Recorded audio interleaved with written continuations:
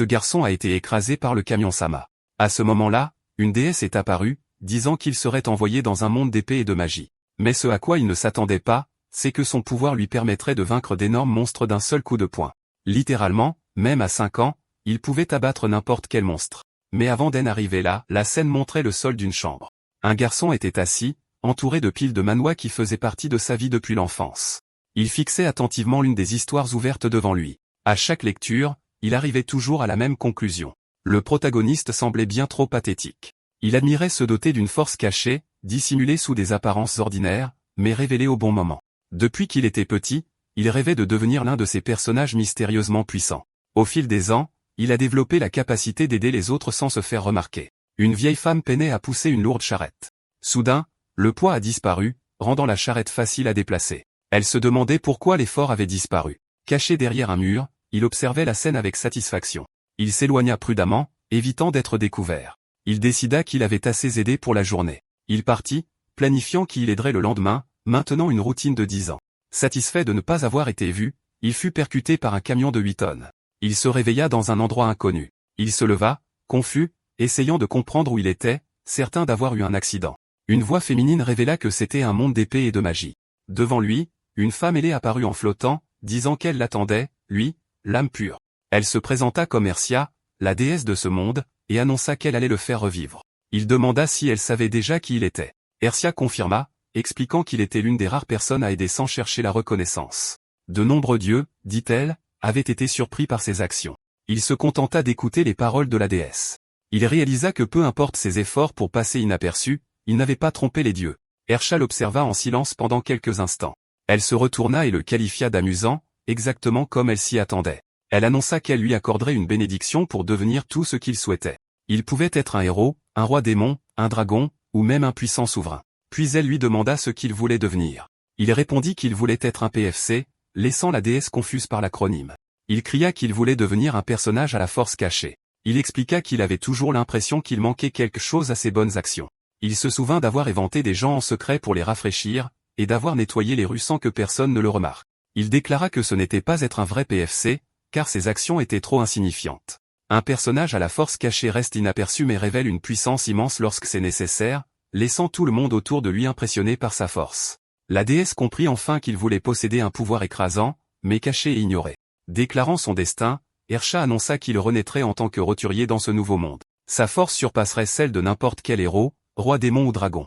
Cependant, elle l'avertit qu'au moment où son pouvoir serait révélé, son cœur s'effondrerait. Il se figea en entendant la condition et demanda pourquoi cela arriverait. Ignorant ses protestations, la déesse lui souhaita la paix sur son chemin solitaire. 2 ans passent, et il conclut que la déesse est nulle pour écouter les demandes.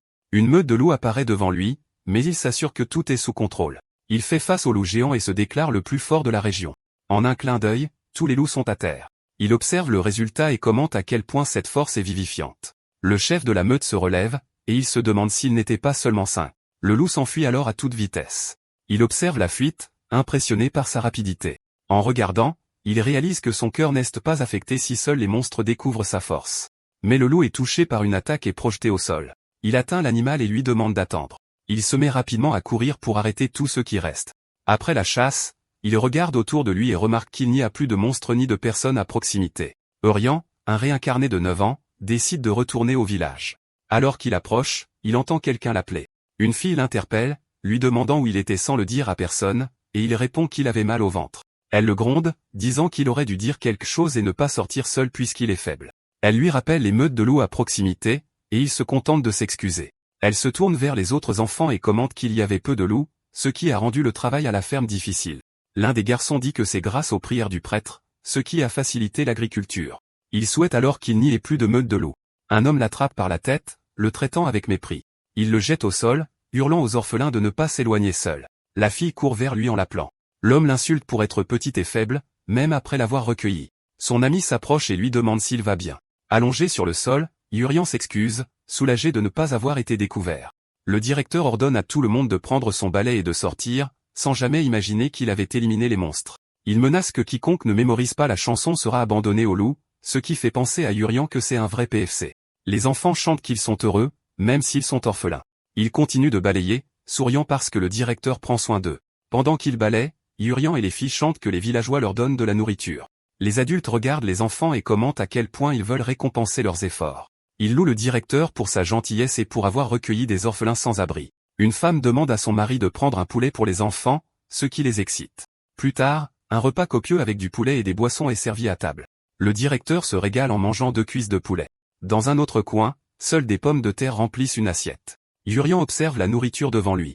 Les enfants sont assis par terre, et ils se demandent pourquoi il n'y a que des pommes de terre. Une fille demande pourquoi ils n'ont pas eu le poulet que la dame avait donné.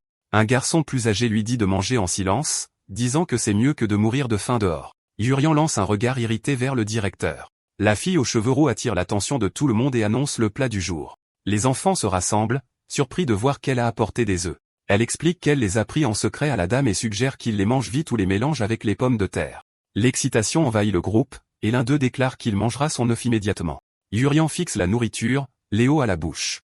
La fille lui offre son propre œuf, le surprenant par ce geste. Elle insiste, disant qu'il est trop maigre et que le directeur l'abandonnera s'il reste comme ça.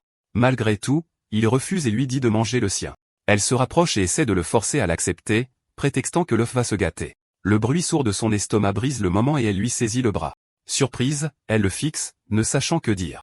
Il se contente de rire et insiste pour qu'elle mange. Yurian sourit, affirmant qu'il n'a pas faim en se remémorant son arrivée dans ce monde. Il se souvient comment il était traité comme un orphelin méprisé. Dans ses souvenirs, son corps est jeté violemment au sol. Un marchand lui dit de partir, affirmant qu'il fait fuir les clients. L'homme le menace sérieusement s'il se montre à nouveau, car la vie d'un orphelin était très difficile. Personne ne le défendait, et l'hostilité faisait partie du quotidien. Même méprisé, il se souvient du moment où il était allongé sur le sol. Puis, une fille l'a repéré et a réalisé qu'il était seul lui aussi. Elle s'est présentée comme Ella et l'a invité à la suivre. Elle a expliqué que même si le directeur était cruel, au moins il y avait de la nourriture et un abri là-bas. Yurian écoutait attentivement chaque mot. Son estomac gargouilla de nouveau. Lui tenant la main, elle les mena voir le directeur et lui demanda de le recueillir. L'homme l'observa avec méfiance. Ella l'assura qu'en tant que garçon, il serait d'une grande aide. À cet instant, il réalisa à quel point elle était gentille. De retour au présent, il tend l'œuf à son ami. Il lui met un morceau dans la bouche et suggère qu'il aille à l'académie de magie. Il affirme que là-bas, elle pourra étudier et manger autant qu'elle le voudra. Les autres enfants s'excitent et crient qu'ils veulent y aller aussi. Ella serre tout le monde dans ses bras et décide qu'ils iront ensemble. Le groupe célèbre avec enthousiasme, rêvant de toute la nourriture délicieuse qu'ils auront. Yurian commente qu'au lieu de travailler dur, tout le monde pourra étudier. Il propose qu'ils survivent là du mieux qu'ils peuvent jusqu'au jour de leur départ. Soudain, le directeur appelle les enfants dehors en disant qu'il a une excellente nouvelle. Il révèle que Ella a été adoptée et demande à tout le monde de la féliciter. Yurian reste immobile, ne sachant que dire. Ella s'excuse de ne pas pouvoir rester avec eux jusqu'à la fin. Les enfants disent qu'ils sont heureux, mais aussi envieux d'elle. Le directeur annonce alors une autre bonne nouvelle et appelle Orion.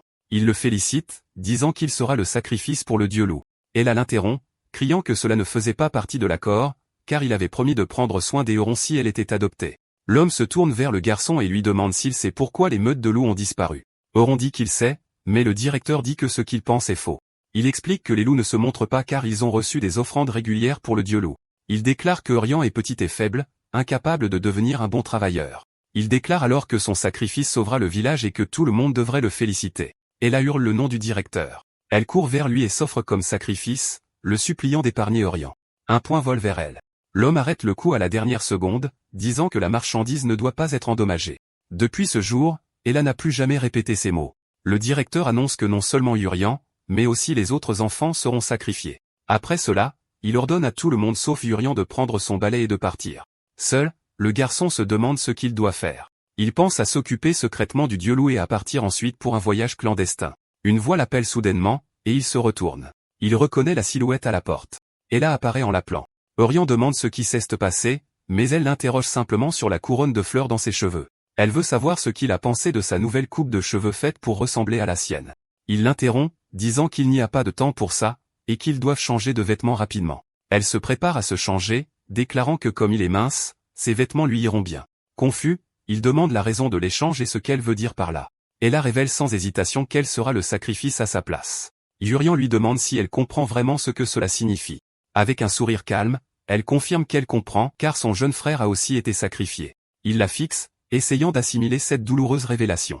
Ella explique que lorsqu'elle l'a rencontré, elle a cru que son frère était revenu à la vie. Parce qu'il se ressemblait tant, elle a toujours voulu prendre soin de lui particulièrement. Oron reste silencieux, écoutant chaque mot. Elle le supplie alors de s'enfuir aussi loin que possible, car elle ne supporterait pas de voir son frère partir à nouveau. L'idée de s'enfuir seul le laisse immobile. Il suggère qu'ils s'échappent ensemble et lui demande pourquoi elle insiste tant pour être le sacrifice.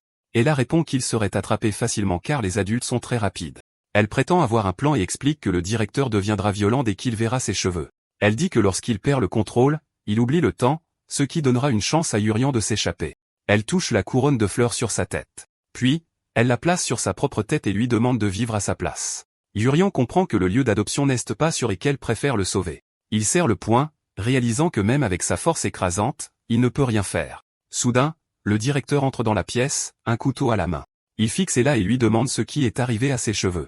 La lame brille fixement entre ses doigts. Ils le regardent tous les deux et Ella essaie de s'expliquer. L'homme l'attrape par la tête, la qualifiant de marchandise de valeur.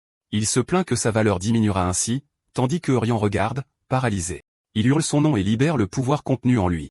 Une lueur intense emplit ses yeux, reflétant l'énergie qui l'entoure. Il porte une main à sa poitrine, sentant son cœur réagir à la libération de sa force. Urian sent son cœur battre violemment, se souvenant de la malédiction lancée par la déesse. Ces mots résonnent dans son esprit, l'avertissant qu'au moment où son pouvoir serait révélé, son cœur s'effondrerait. Pendant ce temps, le directeur tenait fermement Ella. Ses yeux se fixent sur la couronne de fleurs dans ses cheveux. Avec un sourire tordu, il lui demande si elle veut connaître la même fin que son jeune frère. Puis, avec cruauté, il décide de révéler un secret.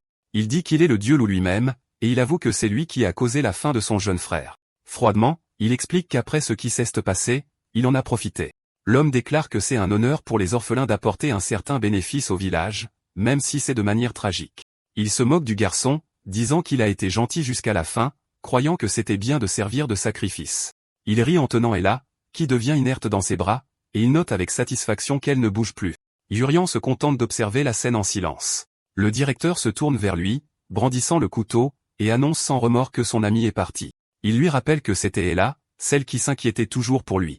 Il promet de l'envoyer à ses côtés bientôt. À ce moment-là, Urian se souvient de sa rencontre avec elle. Les conversations, les rires, et la façon dont elle l'a toujours protégé. Comment elle s'est sacrifiée pour lui. Puis, il se demande pourquoi il hésitait encore. L'homme le dévisage, confus par ce changement soudain.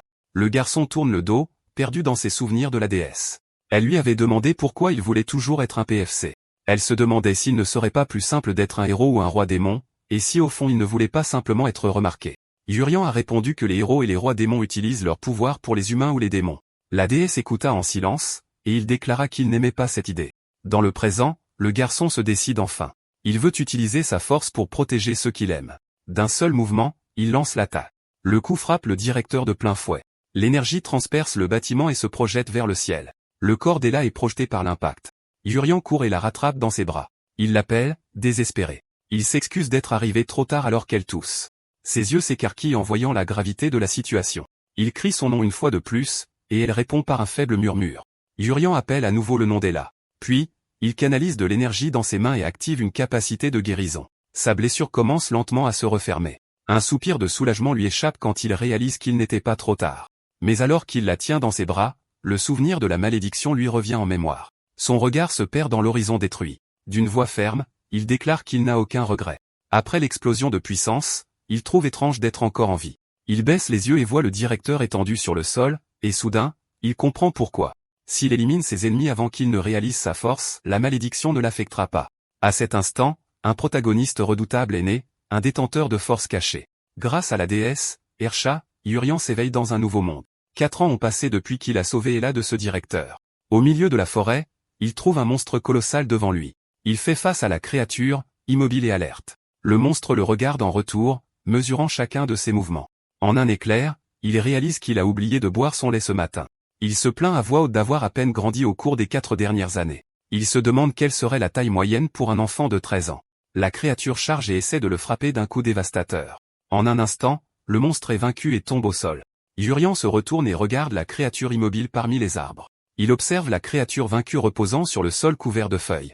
Il se demande si manger des bois de serre l'aiderait à grandir. Devant un grand bâtiment, une voix appelle Ella et Urian. Elle les informe qu'ils sont tous les deux assez âgés pour passer l'examen d'entrée de l'école de magie. La religieuse qui les a recueillis, Sœur Arlan, leur demande s'ils se sont bien préparés pour l'examen. Les autres enfants leur souhaitent bonne chance, et Ella dit que grâce à elle, ils sont prêts. La sœur commente qu'il doit y avoir une raison pour laquelle le Seigneur a pris le directeur et les a épargnés tous les deux. Elle leur souhaite une bénédiction divine, et il la remercie, promettant qu'ils réussiront quoi qu'il arrive. L'école de magie était le rêve né dans ce vieil orphelinat. Pour Yurian, cependant, il y avait une autre raison pour laquelle il s'y était lancé. Les 4 dernières années avaient été ennuyeuses, passées uniquement à chasser des monstres en secret. Maintenant, il a hâte d'être ouvertement méprisé par les gens. Il croit qu'un monde fantastique existe pour un protagoniste sous-estimé par tout le monde. C'est pourquoi il est vraiment impatient de voir ce qui l'attend. Enfin, ils arrivent à l'école royale de magie, une institution fondée par la famille royale pour former des talents capables de protéger le peuple des monstres. Le jour de l'examen, un noble nommé Chris admire l'imposant portail principal. Il regarde autour de lui, jaugeant les autres candidats. Il remarque que la plupart d'entre eux portent des broches bleues, un symbole de noblesse, tout comme la sienne. Soudain, ses yeux s'écarquillent alors qu'il repère une candidate spécifique. Il remarque la broche rouge épinglée à ses vêtements et se demande si elle pourrait être la princesse de la famille royale. Avec un sourire, il commente que cet examen n'est pas pour n'importe qui. Son regard se tourne alors dans une autre direction, et il se demande ce qu'il est en train de voir. Chris aperçoit Yurian et Ella qui approchent, remarquant qu'aucun d'eux ne porte de broche. Yurian se met à rire de la scène qui se déroule devant eux. Chris s'approche et demande comment de si simples créatures osent rêver d'entrer à l'école de magie. D'autres nobles se joignent aux moqueries, et l'un d'eux se demande si les deux savent même lire. Un autre suggère qu'ils devraient simplement être reconnaissants de cette opportunité. L'excitation s'empare de Yurian car c'est exactement le genre de situation qu'il espérait vivre. Irrité, Ella réplique au noble en essayant de retenir sa colère. Elle se retourne bientôt pour partir, mais la voix de Yurian la rappelle. Ella s'arrête et lui conseille de ne pas écouter ce qu'ils disent. Elle explique qu'il accorde plus de valeur au statut qu'aux personnes, tandis que Chris observe avec un sourire satisfait. Yurian court précipitamment pour la rattraper, lui demandant d'attendre. À ce moment, une voix annonce le début du 29e examen d'entrée de l'école. Le directeur mage explique que le devoir de l'étudiant est de protéger le peuple avec l'épée et la magie. Il les informe que l'examen testera leurs compétences fondamentales avec la lame et leur pouvoir magique. D'autres élèves chuchotent à propos de la présence d'un roturier, doutant de sa capacité à se battre. Un homme aux yeux bandés se présente comme Géarienbi, l'instructeur pour le test d'escrime.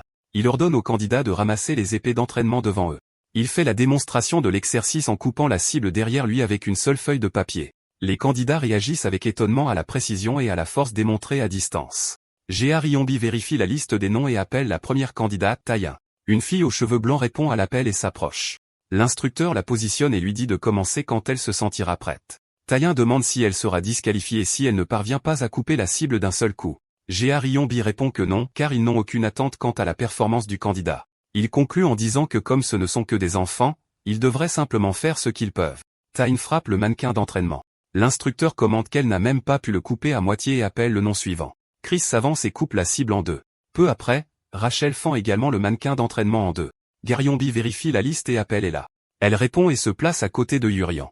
Le garçon l'encourage, disant que l'exigence est de couper la moitié et qu'elle peut facilement le faire. Ella le remercie pour ses encouragements avec un bref sourire. Elle prend sa position devant la cible, et l'instructeur lui fait signe de commencer. Les nobles se moquent d'elle, disant que c'est humiliant de partager le test avec des roturiers. Ella prend une profonde inspiration et concentre toute sa force dans le coup. Elle se souvient du moment, il y a 4 ans, où elle n'a pas réussi à protéger Yurian. Son regard se fixe sur la cible en face d'elle. D'un seul coup, elle tranche toute la partie supérieure du mannequin d'entraînement. L'instructeur Géarienbi observe attentivement le résultat de la coupe d'Ella. Yurian observe sa performance avec un sourire subtil. Les candidats réagissent avec surprise à l'impact du coup. La foule est stupéfaite, se demandant comment une roturière a réussi à être la première à couper complètement la cible. Ella déclare fermement que maintenant, c'est elle qui protégera Yurian, affirmant qu'il est encore faible. Géarienbi reste silencieux pendant quelques secondes, analysant ce qui s'est passé. Une baguette magique avait été placée au centre de la cible. Même avec toute leur force, aucun autre candidat n'aurait pu la traverser. Pour couper la cible, il fallait renforcer l'arme avec de la magie. La fille l'a fait inconsciemment, quelque chose de difficile même pour un adulte. L'instructeur reconnaît son talent et appelle le nom suivant sur la liste, Yurian. Une épée d'entraînement est plantée dans le sol devant lui. Yurian la saisit et se prépare à commencer le test. Géarienbi l'autorise à commencer quand il sera prêt. Alors qu'il balance la lame, il réussit à peine à égratigner la surface de la cible. L'instructeur et les candidats observent le résultat en silence. Bientôt, des rires retentissent parmi les nobles, disant qu'un roturier faible reste un roturier. Yurian se contente de sourire, certain que le prochain test est sur le point de commencer. Une nouvelle cible est placée au centre de la pièce pour l'examen de magie. L'instructrice Gi explique qu'ils utiliseront un outil magique pour la frapper. Un des nobles admet qu'il ne sait pas lancer de sort, et elle le rassure calmement. Elle démontre comment l'outil crée de l'éo même sans le contrôle de l'utilisateur. Puis elle annonce que le premier candidat sera Chris. Chris lève la baguette et lance un jet d'eau vers la cible. L'attaque atteint précisément le centre, et l'instructrice loue son excellente performance. Ses amis le félicitent avec enthousiasme. Gi lui demande de retourner à sa place et appelle le suivant, Urian. Il répond promptement tandis que Ella l'encourage avec confiance. En s'approchant, il tend la main pour recevoir la baguette magique. Il prend l'objet qu'on lui tend naturellement. À l'instant où il la tient, la baguette se brise entre ses doigts. Chris le réprimande, disant qu'un roturier ne devrait même pas se tenir devant un noble. Urian le fixe en silence, ne montrant aucune réaction. Ella crie son nom, et l'instructrice prévient que les bagarres entre candidats ne seront pas tolérées. Il la rassure, disant que ce n'est rien, tout en ramassant l'un des morceaux. Il tient le fragment avec un sourire confiant. Il remercie Chris, déclarant que maintenant tous les yeux sont rivés sur lui. Il se prépare à passer le test avec la baguette cassée. Il prévoit d'échouer exprès, visant le rôle parfait d'un personnage à la force cachée. Une petite quantité d'énergie se rassemble à la pointe du fragment. Mais alors qu'il essaie de lancer le sort, une puissance immense explose dans sa direction. Urian est stupéfait par la force inattendue de sa propre attaque. Ella et l'instructrice Gi regardent la scène, et tous les autres candidats observent le résultat. Urian est sans voix devant ce qui vient de se passer. Il regarde la baguette fissurée et réalise qu'il a de gros ennuis. Les candidats réagissent, confus par le résultat inattendu du test. L'instructrice Gi et Ella fixent Urian, essayant de comprendre ce qui s'est passé. Chris et ses amis marmonnent avec incrédulité face à ce qu'ils viennent de voir. Urian se demande si l'outil magique s'est cassé à cause de la puissance de son mana. Il crie que c'est la faute de l'outil, affirmant qu'il doit être défectueux.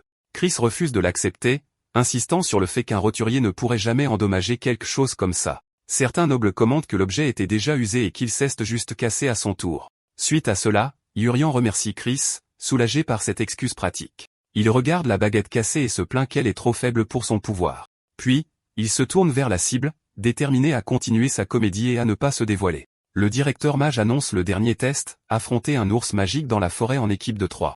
Il explique que de grandes compétences ne valent rien si l'on ne peut pas affronter les monstres. Ella se tourne vers Urian, excité par le dernier test. Elle lui rappelle qu'ils sont à un pas de leur rêve et qu'ils doivent tout donner pour réussir.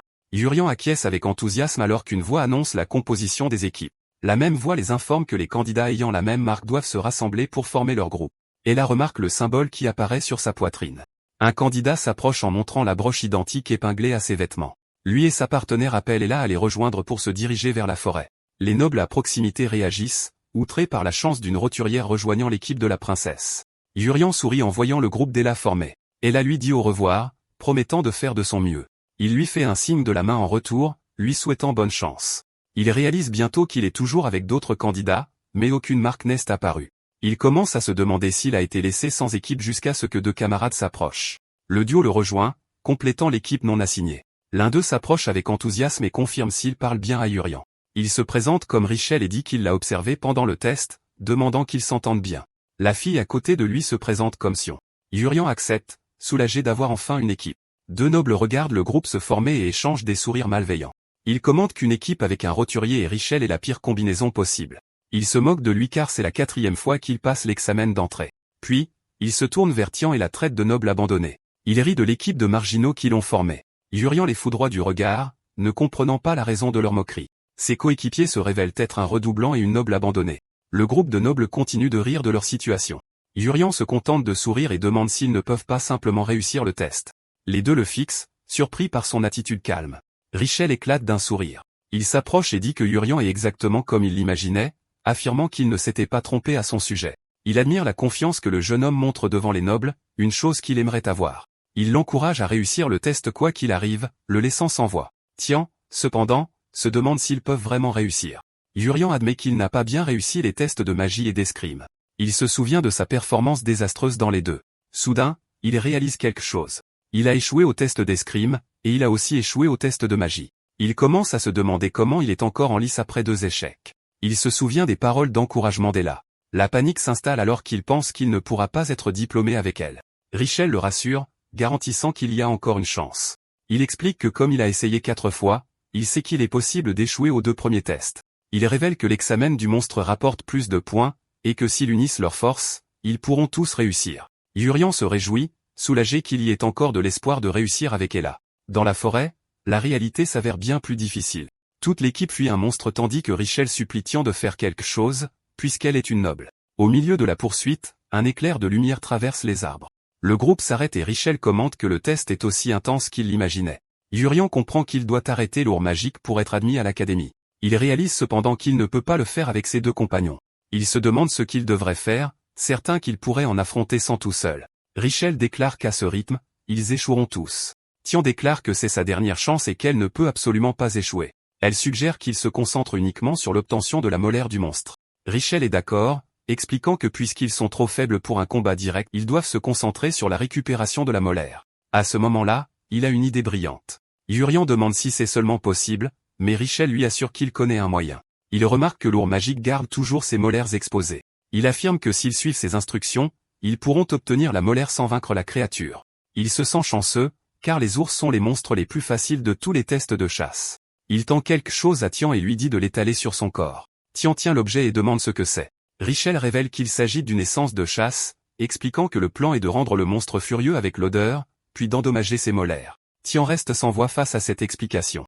Elle essaie de protester en disant que cela semble trop risqué. Richelle la rassure, disant que ça marchera de toute façon alors qu'il brise l'objet. Il ajoute que l'ours monstre ignore tout quand il mange, ce qui ne fait qu'inquiéter davantage Tian. Il se prépare à agir, mais est soudainement interrompu. Yurian attrape fermement le bras du jeune homme. Il lui demande s'il envoie vraiment Tian dans un si grand danger.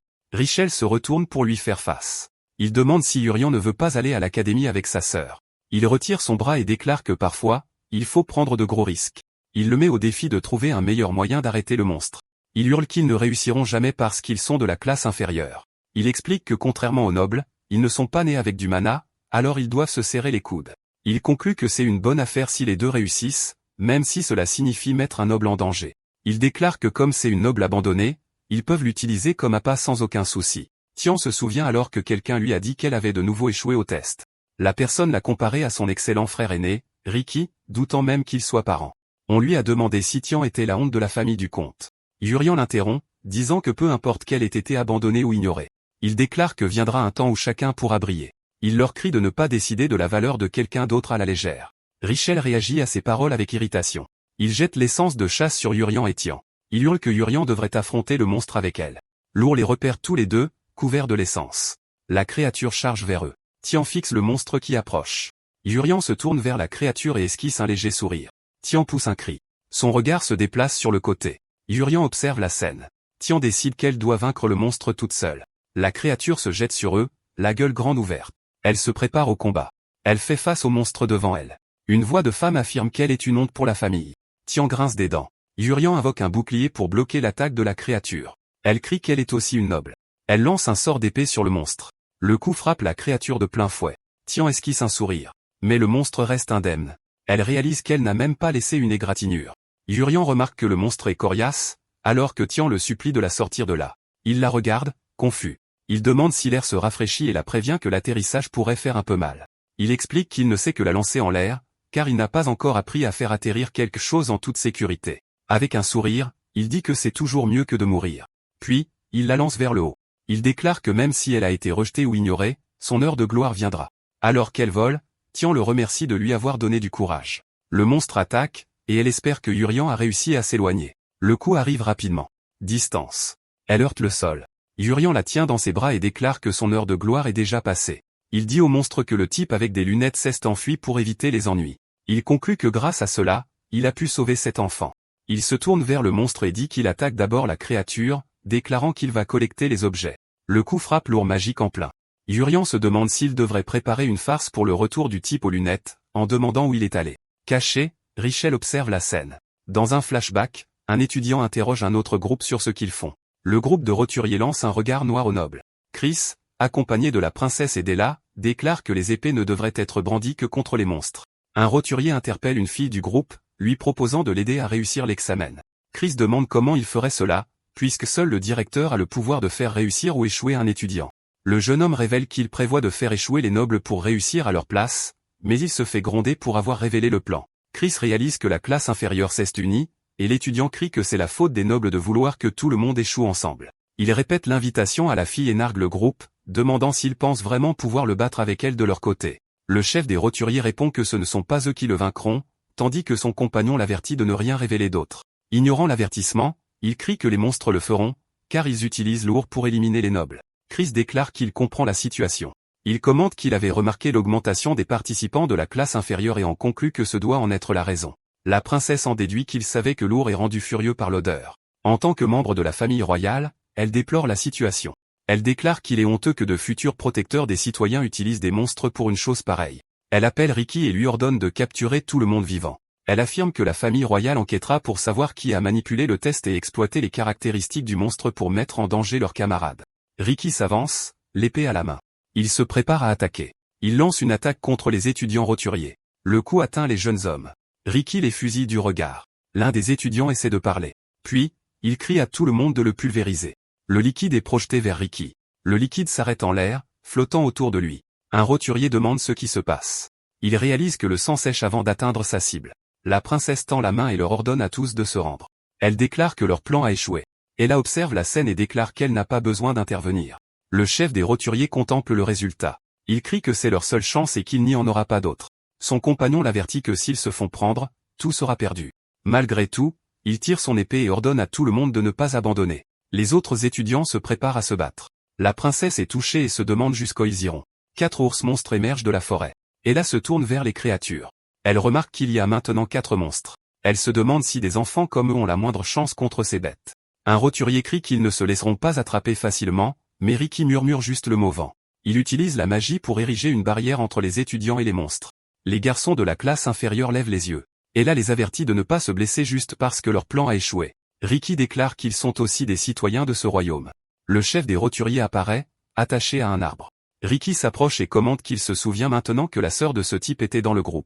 L'étudiant ligoté sourit et demande si c'est pour ça. Il réalise alors que le frère et la sœur étaient tous les deux là. Il crie que leurs jeunes frères et sœurs ne sont plus là et ne valaient rien comparé à eux deux. Il continue en disant que les ours ont déjà dû attaquer. Avec de la chance, peut-être que l'un d'eux se bat encore. La princesse ordonne à Ricky de les poursuivre immédiatement car il pourrait encore y avoir une piste. Ella essaie de le suivre, mais la princesse l'arrête et lui dit de rester. Elle se tourne vers elle et lui demande pourquoi. Elle crie que son jeune frère est là-bas aussi. La princesse dit qu'elle comprend ce que c'est d'entendre que quelque chose comme ça a pu arriver à sa propre famille, mais elle déclare que la fille ne ferait que gêner. L'étudiant capturé explique que si tout s'est passé comme il l'a dit, la scène de l'incide serait un bain de sang. Les monstres, attirés par l'odeur du sang, se rassembleraient, rendant impossible de savoir combien ils seraient. La princesse commente que Ricky a la compétence pour tous les vaincre, mais se battre tout en la protégeant serait difficile même pour lui. Elle demande alors à Ella de lui faire confiance et d'attendre là, à ses côtés. Ella serre la garde de son épée et murmure le nom de Yurian. Ailleurs dans la forêt, Ricky court à toute vitesse à travers les arbres. Il trouve Tian allongé sur le sol. Il bondit en arrière, esquivant l'attaque d'une silhouette casquée. L'inconnu se demande pourquoi ce n'est pas le type avec des lunettes. Ricky remarque la broche noire de l'attaquant et réalise que quelqu'un d'autre était là. Tian reste immobile sur le sol. Il se tourne vers l'ennemi. Il lui demande comment il ose, et se jette sur lui pour l'attaquer. Ricky se demande comment son attaque a été bloquée. L'homme casqué commande qu'une attaque surprise est un peu dangereuse. Il demande s'il pensait s'en tirer indemne après avoir attaqué sa jeune sœur. Le jeune homme casqué demande si elle est censée être la jeune sœur. Il demande à Ricky de se calmer et d'écouter, disant qu'il comprend le malentendu. Ricky murmure juste le mot vent. L'homme casqué regarde la magie prendre forme. Une rafale de vent est lancée sur lui. Le jeune homme commente que c'était dangereux et que ça a failli briser son casque. Il regarde Ricky créer un bouclier de vent autour de Tian. Ricky se retourne et le traite de paysan. Le jeune homme casqué le remercie, disant qu'il ne croit pas que Ricky fasse partie des restes. En reconnaissance du fait qu'il a esquivé ses attaques 2 fois, Ricky décide de se présenter. Il révèle que son nom est Ricky, le fils aîné de la famille Vicomte qui sert l'esprit du vent. L'autre jeune homme se présente comme Yuri Singung. Ricky répète le nom de Yuri Singung, et comme il a prétendu ne pas être un reste, il dit qu'il va poser une question. Il demande si le jeune homme sait qui a laissé sa sœur dans cet état. Yuri Singung se retourne et pose des questions sur sa sœur. Une image de Yurian tenant une Tian inconsciente apparaît. Yuri se désigne et demande « Moi ?» Il admet l'avoir assommé, mais Ricky l'interrompt. Il déclare que cette fois, il brisera d'abord ce casque. Yuri Singung commente que dissiper les malentendus n'est pas facile. Il dit qu'il doit bientôt aller chercher quelque chose. Il s'élance à grande vitesse, déclarant qu'ils parleront plus calmement la prochaine fois. Ricky observe sa vitesse. Il en déduit que, d'après sa façon de bouger, il est au moins un chevalier de niveau intermédiaire. Malgré cela, il parvient à l'intercepter, disant qu'il a déjà lu ses mouvements. Il prépare son attaque. Il déclare que son épée est plus rapide. Il frappe croyant avoir touché son adversaire. Il réalise qu'il a manqué son attaque. Il se retourne et remarque que son adversaire a disparu. Il regarde autour de lui, le cherchant. Il lève les yeux. Yuri Singung apparaît par derrière et le plaque au sol. Le jeune homme casqué demande si c'était son image rémanente. Peu après, on annonce que le 29e examen d'entrée est terminé. Un homme rapporte qu'il y a eu un incident malheureux, mais que la princesse a appréhendé les coupables, et que l'équipe d'enquête royale s'occupe de l'affaire. Dans une salle de réunion, Maj félicite les instructeurs pour leur travail acharné, mais l'un d'eux n'est pas d'accord sur la qualité des étudiants. Il prétend que cette année a été un désastre parce que les roturiers et la classe inférieure étaient tous agités. G.I. le gronde, disant que l'Académie royale de magie ne tient pas compte du statut social. Mais il crie que c'est un mensonge et que l'Académie existe pour accomplir les devoirs d'un noble. Une autre instructrice lui demande de ne pas utiliser le nom de son père en parlant de l'Académie, mais la discussion est écourtée. Maj ordonne à l'homme de leur expliquer le reste. L'homme annonce que 29 personnes ont réussi et que les 10 premiers sont. Les candidats se pressent autour de la liste des résultats pour vérifier leur classement. La princesse Saruti est annoncée à la première place. Riki, à la deuxième place, trouve Uraes. L'absence de Sung Gang lui paraît étrange, car il ne croit pas qu'il ait pu échouer. Jade célèbre sa troisième place, se disant que sa mère sera heureuse. Les sœurs, Sia et Mu, en quatrième et cinquième position, parlent des critères d'évaluation personnelle. Elle a fait sa sixième place et se demande où est Urian. Chris, en septième position, accuse la fille de classe inférieure d'avoir triché pour le battre. Rezo, le huitième, est agacé. Il a même passé le test et menace de tabasser quelqu'un. En neuvième place, Ina est excitée par la présence de la princesse et rêve de devenir son amie. Goliath, en dixième, décide d'éviter le type aux cheveux longs à cause de sa personnalité. Tian est soulagée de voir qu'elle a réussi à la 24e place. Elle est fière de la deuxième place de son frère, puis cherche le nom de Urian. Urian esquisse un léger sourire. Puis, il commence à transpirer, réalisant que la situation est mauvaise. Il découvre qu'il a échoué. Il se demande s'il a été trop détendu pendant les épreuves, vu qu'il était sûr d'avoir eu l'objet. Elle accourt vers lui en disant qu'elle a entendu parler du piège mais qu'elle est heureuse de le voir sain et sauf. Elle dit qu'elle voulait le rejoindre tout de suite, mais Urian la rassure et s'excuse de l'avoir inquiété. Il la félicite pour sa 6e place et commente les avantages d'être dans le top 10. Ella le remercie, dit que c'était de la chance, et espère qu'elle aura la même chance l'année prochaine. Urian est confus et répète ces mots. L'année prochaine? Elle annonce qu'elle ne s'inscrira pas et suggère qu'ils entrent ensemble l'année prochaine. Il lui rappelle que leur objectif était d'entrer à l'académie ensemble. Chris apparaît en riant et dit que c'est génial, qu'ils peuvent échouer ensemble. Il continue de rire. Ella et Urian le dévisagent. Le type aux cheveux blonds vénitiens les observe. Peu après, il se remet à ricaner. Urian se demande s'il devrait le frapper. Dans la salle de réunion, G.I. frappe la table et hurle qu'elle ne peut pas accepter ses résultats. Maj commente alors qu'il pense que les résultats étaient conformes aux attentes, mais elle précise qu'elle ne parle pas du top 10, mais du fait que le candidat Urian n'a pas réussi. L'assistant explique que bien que Urian soit le frère d'Ella et qu'il ait rapporté l'objet, il semble qu'il ne l'ait pas obtenu tout seul. G.A. Rienbi ajoute ensuite que comparé à sa sœur, son maniement de l'épée est faible. G.I. insiste, affirmant que le candidat Urian possède un immense talent. Chris continue de se moquer de l'échec de Urian. Il se met à danser en criant qu'il a échoué. Les moqueries continuent avec d'autres pas de danse. Urian se contente de le regarder avec un sourire. Soudain, un assistant entre en courant dans le hall et annonce une déclaration d'urgence. Il les informe qu'un candidat de plus sera admis, en plus des 29 autres étudiants. Le nom de l'étudiant accepté dans la spécialisation magie est Urian. Les autres candidats réagissent avec choc à l'admission spéciale d'un roturier. Ella le félicite en disant qu'ils peuvent s'inscrire ensemble, mais Urian ne comprend toujours pas la situation. Dans la salle de réunion, G.I. a soutenu qu'elle ne comprenait pas le rejet, affirmant que Urian a un potentiel immense. Elle explique qu'il avait non seulement assez de pouvoir magique pour endommager l'appareil de mesure, mais qu'il a aussi réussi à contenir instantanément sa force pour éviter un accident majeur, faisant preuve d'un contrôle méticuleux. G.I. conclut en disant que laisser partir quelqu'un comme lui serait une perte immense pour le royaume. Maj rétorque qu'il aurait été vaincu par l'ours monstrueux, que Tian l'a sauvé car il manque d'expérience. Mais elle réplique que l'école est précisément l'endroit pour acquérir cette expérience et qu'il pourrait surpasser les meilleurs étudiants. Maj se demande si un roturier mérite vraiment de s'inscrire à l'école. G.I. répond que celui qui ne mérite pas d'être là, c'est lui, un professeur qui discrimine de manière flagrante un étudiant. Maj déclare alors que l'école de magie existe pour former des guerriers talentueux et que le statut n'a pas d'importance. Il ajoute qu'il fait confiance au professeur G.I., l'une des rares mages héroïques du pays. Étant donné à quel point elle fait l'éloge de l'étudiant, il serait stupide de gâcher son talent. Usant de son autorité de directeur, il accepte Urian comme étudiant en admission spéciale dans le cours de magie. Mais il impose une condition. Si Urian ne produit pas les résultats escomptés, il sera immédiatement renvoyé. De retour dans le hall, Urian murmure le nom de Yuri Singung. Il place une main sur sa propre tête, estimant la taille de celui qui l'a sauvé. Soudain, il réalise de qui il s'agit. Il se souvient de l'épreuve de l'ours monstrueux, quand la personne masquée portait Taïen. Ses yeux s'écarquillent face à sa découverte. Taïen, de loin, regarde dans leur direction.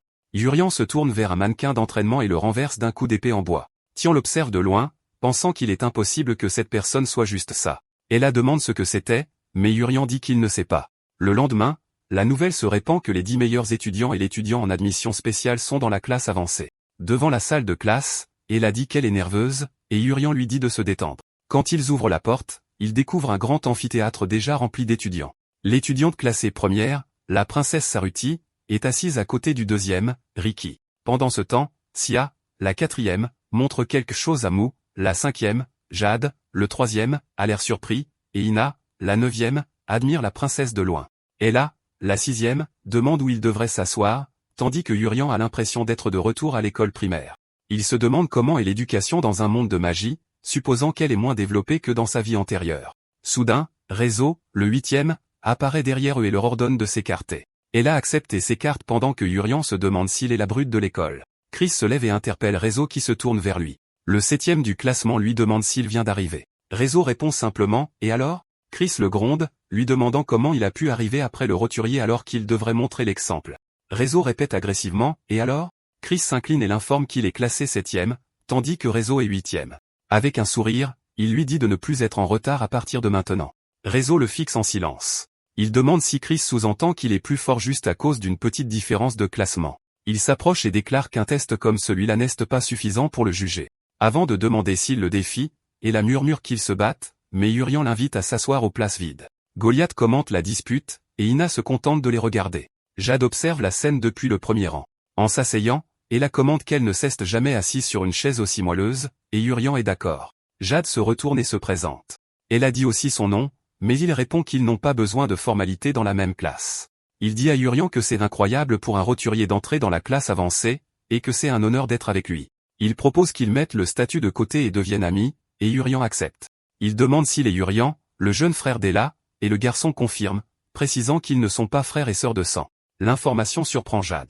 Il fait l'éloge de l'excellent maniement de l'épée d'Ella, déclarant qu'elle est un modèle parfait et qu'elle mérite d'être dans la classe avancée. Il dit qu'il a hâte de voir de quoi Urian est capable et espère qu'il prouvera sa valeur. Urian le regarde avec un sourire subtil.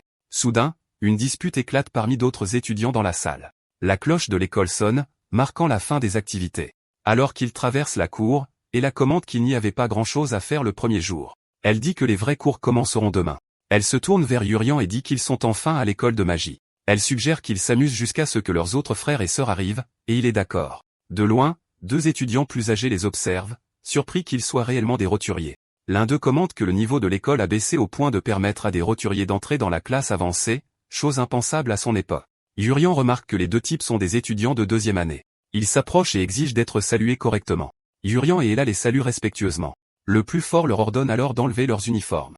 Il prétend qu'il est inacceptable pour un roturier de porter le même uniforme qu'un noble, laissant Ella confuse par cette exigence. L'étudiant plus âgé attrape Urian par le gilet et lui dit d'obéir. Il foudroie le garçon du regard avec fureur. Puis, il retire de force le gilet de Urian, mais il peut à peine le tenir, se plaignant qu'il est trop lourd. Urian se contente de sourire et l'appelle son aîné. L'étudiant plus âgé se retourne et réalise que le garçon s'est déjà éloigné. Soudain, Jade apparaît et déclare que l'école n'est pas un lieu de discrimination sociale. Alors que Ella place le gilet sur la tête de Urian, il commente que la situation est amusante. Jade s'avance en disant que les actions de l'étudiant plus âgé déshonorent l'école. L'autre étudiant plus âgé le gronde pour la façon dont il s'adresse à un aîné. Ella réagit et frappe l'étudiant plus âgé. Il hurle qu'elle devrait respecter ses aînés. Jade crie son nom. Puis elle commence à tomber lentement. Urian observe la scène, paralysé. En fixant l'agresseur, ses yeux se remplissent de rage. Assise dans le bureau du directeur, Gi, l'héroïne résidente, attend en silence. Maj la remercie d'avoir pris en charge la classe avancée, mais elle rétorque qu'elle a seulement accepté parce qu'elle n'avait rien de mieux à faire. Avec sa franchise habituelle, elle commente qu'il devrait se ressaisir un peu. Maj souligne que la classe de cette année sera l'une des plus importantes de l'histoire de l'école. Curieuse, Gi demande ce qu'il veut dire et s'il parle des frères et sœurs. Confirmant, Maj rappelle que malgré l'opposition des nobles, ils ont été admis comme étudiants spéciaux dans la classe avancée. Il continue, déclarant qu'il comprend la mission de la sœur, qui a instinctivement infusé du mana dans son épée bien qu'étant une roturière. Gi convient que Ella est incroyable et qu'elle aurait eu une place garantie si elle était née noble. Mais elle souligne que l'on ne peut pas en dire autant de son frère. Maj se souvient de l'insistance de Gi sur le grand talent du garçon qui, contrairement à sa sœur, n'a rien prouvé. Gi conclut que même ainsi, il a reçu le titre spécial en raison de l'importance que Maj a mentionnée. Maj lui demande si elle pense que le système actuel de l'école fonctionne comme il le devrait. Il explique que l'endroit devrait encourager le talent sans tenir compte du statut, mais il est devenu un tremplin pour les nobles, condamnant le royaume à l'échec. Gi répond qu'elle a seulement été entraînée à combattre, mais qu'elle fait entièrement confiance à son jugement. Se retournant, Maj revient sur le sujet de la grande importance qu'il a mentionné plus tôt. Montrant la fenêtre, il dit que les frères et sœurs se font harceler dehors et qu'il faut les arrêter. Ji lui dit de se calmer, suggérant qu'il se contente d'observer pour l'instant. Avec un regard perçant, elle déclare qu'elle est curieuse de comprendre cette importance. Dans la cour, un étudiant plus âgé exige le respect et assène un coup de poing solide à Ella. Jade hurle le nom de la fille. Ella s'effondre sous l'impact du coup.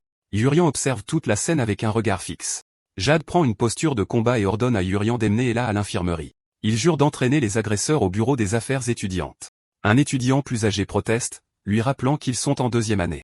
L'agresseur remarque soudain un bouton dans sa main, ne comprenant pas comment Yurian s'est échappé. Il réalise qu'il n'a même pas desserré sa prise, et pourtant Yurian tient déjà Ella dans ses bras. Le cœur battant, Yurian se remémore le moment où l'étudiant plus âgé a frappé sa sœur. Il se souvient aussi du poing infusé de mana de l'agresseur frappant de toutes ses forces. Avec Ella en sécurité dans ses bras, il fait face à l'étudiant plus âgé sans hésitation. Jade saisit le poignet de l'agresseur, qui panique et tente de se libérer. Surpris par la force de quelqu'un de plus petit, l'agresseur peine à se dégager, mais Jade a aussi du mal à le maintenir. Serrant les dents, l'étudiant plus âgé essaie de résister. Il crie à Nigel d'utiliser la magie. Nigel sort sa baguette pour restaurer la dignité de son aîné, mais Jade lui dit d'attendre. Se faisant sermonner par Yurian pour avoir utilisé la magie dans l'école, le garçon se fait dire de reculer. Jade est stupéfait de le voir encore là alors que Yurian active une compétence pour guérir Ella. L'assurant qu'il s'est déjà occupé d'elle, il l'avertit qu'il se chargera du reste. Paralysé, Jade reste debout, sa baguette à la main. Depuis la fenêtre, Mage et Ji observent tout en silence. Ella se réveille et Yurian lui demande si elle va bien, lui disant de ne pas forcer. Se relevant, il annonce qu'il va leur montrer la première méthode qu'il a créée pour cacher son pouvoir. Une confusion soudaine envahit Yurian. Il voit Jade et les 2 étudiants plus âgés danser ensemble. S'adressant au directeur, Ji rompt le silence. Elle lui demande s'il a fait de Yurian un étudiant spécial en connaissant déjà ses capacités. Dans la cour, Ella demande à Yurian ce qui se passe. Jade s'approche, voulant savoir comment Ella a pu être complètement guérie. Yurian l'assure qu'il l'a juste guérie, et Jade répète le mot guérison, incrédule. Une vignette sur le bon sens de ce monde apparaît. Elle explique que la magie de guérison est utilisée pour soigner les blessures, mais que le processus prend généralement de 5 à 15 minutes, en fonction des compétences de l'utilisateur. Les présentateurs concluent en disant de ne pas faire de folie comme la guérison instantanée. Finalement, Yurian comprend que ce monde ne connaît pas la guérison instantanée. Jade commente que c'est digne d'un étudiant en admission spéciale, regrettant son échec à impressionner Ella. De retour dans le bureau du directeur, Ji se lasse et annonce que ça suffit. Elle apparaît au milieu de l'agitation et déclare que les bagarres entre étudiants sont strictement interdites. Yurian et Ella se retournent, réalisant qu'il était observé. Avec une expression sérieuse, Ji leur fait face. Elle commente qu'il y a beaucoup d'étudiants intéressants cette année. Elle dit à tout le monde de partir et promet de faire comme si elle n'avait rien vu, puisque c'est la cérémonie d'entrée. L'étudiant plus âgé s'excuse, la remercie, et jure tout de même de se venger de l'étudiant de première année. Plus tard au dortoir, Yurian s'enthousiasme en découvrant qu'il aura une chambre privée et un lit. Il dit à Ella que le dortoir est incroyable et se met à rire. Son rire continue et elle l'interpelle. L'air surprise, Ella admet qu'elle ne savait pas qu'il était assez talentueux pour une guérison instantanée complète. Ne réalisant pas que c'était un exploit si incroyable, Yurian admet qu'il n'en avait aucune idée non plus. Ella déclare qu'avec son talent, il sera recruté dans un endroit extraordinaire après son diplôme, et elle sent qu'ils finiront par s'éloigner l'un de l'autre. L'appelant par son nom, il essaie d'attirer son attention. Son regard ferme croise le sien. Ella déclare qu'elle n'a pas l'intention de perdre contre lui. Après tout, elle sera à ses côtés et fait aussi partie de la classe avancée. Elle suggère qu'ils se soutiennent jusqu'à la fin, et Euron accepte d'un signe de tête. Le lendemain, une professeure salue la classe et se présente comme la responsable de la classe avancée. Euron annonce qu'elle espère bien s'entendre avec tout le monde. Ina et Goliath réagissent avec surprise, réalisant que l'héroïne résidente sera la professeure de la classe avancée. En chuchotant, Ella dit que la personne dit est leur professeur, tandis que Yurian demande ce que signifie héroïne résidente. Euron demande s'il apprécie les chambres privées exclusives à la classe avancée. Elle explique que les étudiants ordinaires sans mérite ne reçoivent pas de tels privilèges. La professeure ajoute que la nourriture, les uniformes et les installations font partie des avantages d'être ici. S'ils restent dans la classe avancée jusqu'à l'obtention de leur diplôme, ils vivront enviés par les autres. Mais elle prévient que le système scolaire inclut la rétrogradation.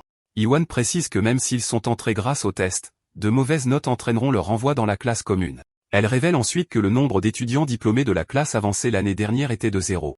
Yurian esquisse un sourire, déclarant qu'il est vraiment excité par tout ça. Avec un morceau de craie à la main, Yeon annonce le début du cours. En regardant le tableau, Yurian est surpris par ce qu'elle écrit. Avec un sourire nerveux, il pense qu'il a peut-être pris un trop bon départ. Dans la classe avancée, l'évaluation est absolue. Cela signifie que le nombre d'étudiants change chaque année. Contrairement aux étudiants ordinaires, Les membres de cette classe reçoivent un soutien considérable. Une carrière réussie leur est pratiquement garantie dès l'obtention de leur diplôme. Mais si leurs notes chutent, ils sont immédiatement rétrogradés dans la classe ordinaire, et tout leur honneur disparaît. L'année dernière, pas un seul étudiant n'a réussi à être diplômé de la classe d'honneur. Reste à savoir si Urian, notre protagoniste, sera capable d'obtenir son diplôme. S'approchant du tableau noir, l'instructrice GI annonce que c'est leur premier cours. Urian réagit à ce qui est écrit au tableau. Chris fixe également le tableau, essayant de confirmer si ce sont bien des mathématiques. L'instructrice l'observe en silence. Il demande la permission de poser une question, et GI l'autorise. Le jeune noble veut savoir pourquoi ils doivent étudier les maths dans une académie de magie alors qu'il veut apprendre la magie. L'instructrice lui retourne alors la question, lui demandant pourquoi il veut utiliser la magie. Selon Chris, son but est de devenir un puissant sorcier et d'aider le royaume, mais GI déclare qu'on n'a pas besoin de mana pour devenir fort. La connaissance du monde est ce qui compte vraiment, selon elle. Nigel remarque que la connaissance permet de surpasser ses capacités innées. Urian remet cela en question. Pour le démontrer, GI allume une flamme au bout de son doigt et demande comment la faire grandir. Chris répond qu'il suffit d'injecter plus de mana. Agrandissant le feu, GI confirme que sa réponse est correcte. Elle explique que normalement, le feu serait renforcé avec plus de mana, et Chris réagit avec satisfaction. Mais GI demande quoi faire si on ne peut pas injecter plus de mana et regarde la fille aux cheveux attachés. Ella suggère d'utiliser des sorts de soutien d'autres sorciers, mais GI rejette l'idée. La flamme se déplace vers le lustre tandis que GI commente qu'il y a un meilleur moyen d'amplifier le feu sans mana. De son autre main, elle lance un sort. Elle révèle que le vent est le meilleur moyen. Une immense tornade de feu prend forme, laissant les étudiants sans voix. Ella note que lorsque le feu rencontre le vent, il grandit de façon exponentielle. Urian ajoute que c'est une réaction de combustion. GI fait face à la classe et déclare que c'est cela, la connaissance, et la raison pour laquelle ils ne devraient pas se concentrer uniquement sur l'augmentation de leur mana. Elle annonce qu'ils doivent apprendre ce quest la connaissance et propose de commencer par un simple test. Un silence complet emplit la pièce. Tout le monde se concentre sur le test, écrivant avec leurs plumes. L'instructrice arrête l'examen et commence à vérifier les réponses. Elle les informe que 3 étudiants ont tout juste. Chris réagit, ayant deviné 2 questions. La première à avoir un score parfait est la princesse Saruti. Ella se réjouit de son résultat. Ensuite, l'instructrice annonce Réseau comme deuxième nom, surprenant Chris. Tian remarque la sueur sur son front et lui pose une question directe. Elle veut savoir si Chris n'a pas eu un score parfait. Elle lui rappelle son statut de noble et sa bonne performance à l'examen d'entrée. Elle souligne que les classements changent tous les mois, mais dit qu'elle ne s'en soucie pas beaucoup. Elle veut juste qu'il réussisse bien à partir de demain. Chris reste sans voix face à son commentaire. GI fait monter le suspense pour le dernier étudiant avec un score parfait. Le nom est révélé, Urian. La princesse Saruti, Sia et Ricky réagissent avec surprise, et Chris est stupéfait de voir le roturier au sommet. Ella s'excite en entendant son nom. Un léger sourire apparaît sur le visage de Urian. Il révèle que dans sa vie antérieure, il était un lycéen en Corée du Sud qui luttait contre le système d'éducation privée compétitif. Il déclare qu'il peut résoudre ce genre de problème dans sa tête sans le moindre effort. Il est certain d'être le meilleur étudiant de cette académie. Assis à côté de lui, Goliath commente que son résultat est impressionnant. Le jeune noble déclare qu'il ne perdra pas contre Urian. Terminant les tests simples, GI promet de donner un cadeau à tout le monde. Elle tient un petit insigne dans sa main, puis elle lance plusieurs insignes vers les étudiants. Les emblèmes de la classe avancée flottent vers chacun d'eux, et l'instructrice leur dit de les épingler à leur gilet.